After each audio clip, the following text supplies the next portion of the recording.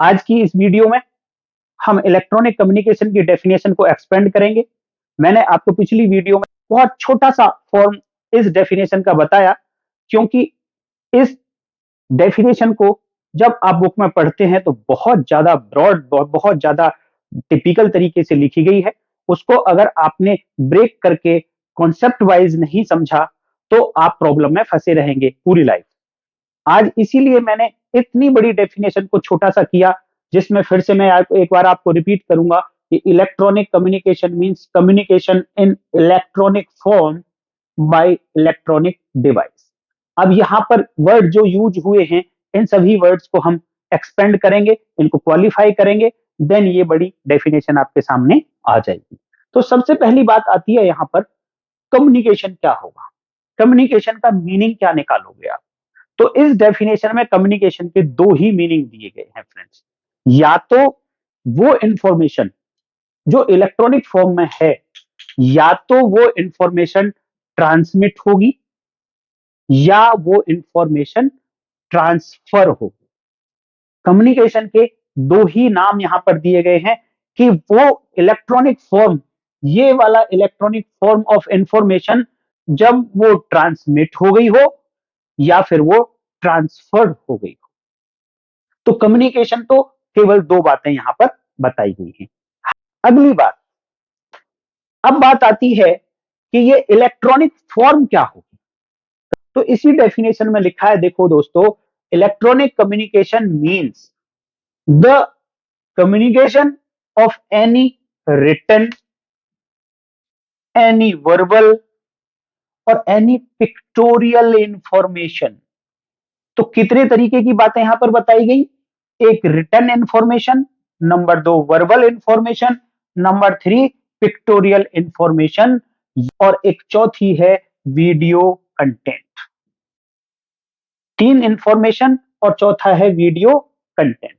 यहां पर चार तरीके के इलेक्ट्रॉनिक फॉर्म ऑफ इंफॉर्मेशन बताई गई है। यही केवल और केवल इलेक्ट्रॉनिक कम्युनिकेशन में आज की डेट में काउंट होगा।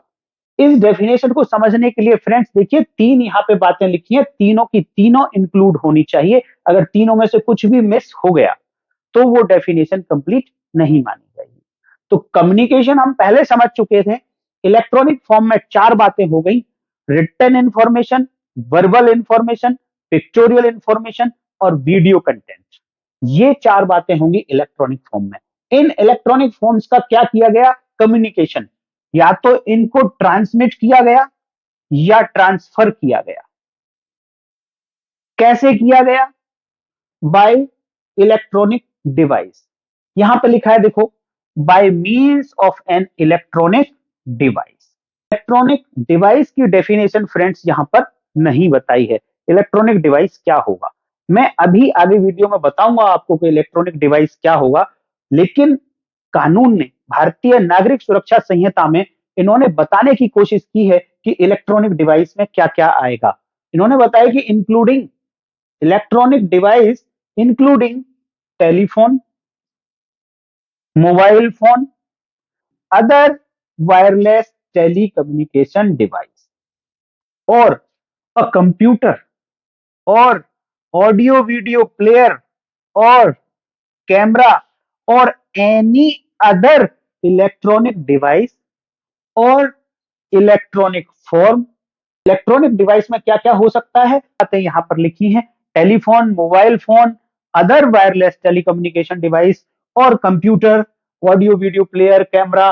और इनके अलावा फ्यूचर में अगर गवर्नमेंट को लगता है, सेंट्रल गवर्नमेंट को अगर ये लगता है कि कुछ डिवाइसेस हमें और ऐड कर देने चाहिए, या कुछ इलेक्ट्रॉनिक फॉर्म्स और ऐड कर देनी चाहिए, तो उसको भी ओपन रखा है इस डेफिनेशन में, ये लिखकर कि एनी अदर इलेक्ट्रॉनिक डिवाइस और electronic form as may be specified by notification by central government.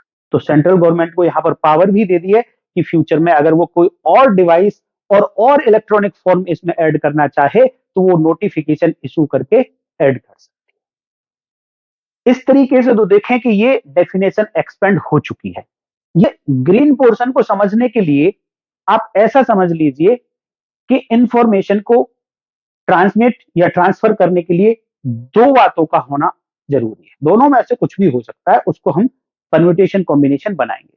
पहली बात, कोई पर्सन हो सकता है या एक डिवाइस हो सकता है। ट्रांसमिट की गई एक पर्सन से दूसरे पर्सन को, या ट्रांसमिट की गई एक पर्सन से दूसरे डिवाइस को, या ट्रांसमिट या ट्रांसफर की गई एक डिवाइस से दूसरे डिवाइस को, या फिर ट्रांसमिट या ट्रांसफर की गई एक डिवाइस से दूसरे पर्सन।